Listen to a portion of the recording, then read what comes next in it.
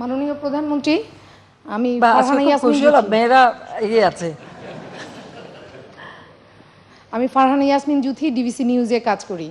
আপনার কাছে আমার প্রশ্ন, স্বাস্থ্য খাতে এবং চিকিৎসা খাতে, ঔষধ শিল্পে আমাদের ভারতের সাথে যে চুক্তি নবায়ন হয়েছে সেখানে বাংলাদেশের মানুষ কি ধরনের আরও সুবিধা পেতে পারে, বা দাম কমবে কিনা, আমরা কম খরচে আমাদের দেশের মানুষ চিকিৎসা সেবা পাবে কিনা? আমাদের ওষুধ শিল্পে অনেক কাঁচামাল, অনেক কিছু আনতে হয় ওখান থেকে।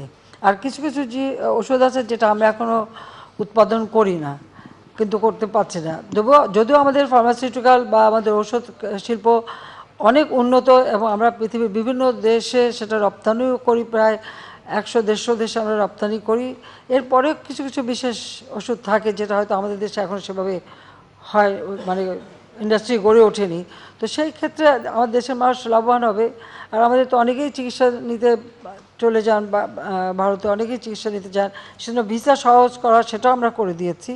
কাজে এদিক থেকে আমাদের সবথেকে বড় কথা যে আমরা তো এখন কেবল উন্নতির পথে এগিয়ে যাচ্ছি। তা আমরা যত বেশি বন্ধুত্বপূর্ণ সম্পর্ক রাখতে পারবো, আর যত বেশি আমাদের ব্যবসা বাণিজ্য আদান প্রদান হবে, তত বাংলাদেশি লাভবান হবে।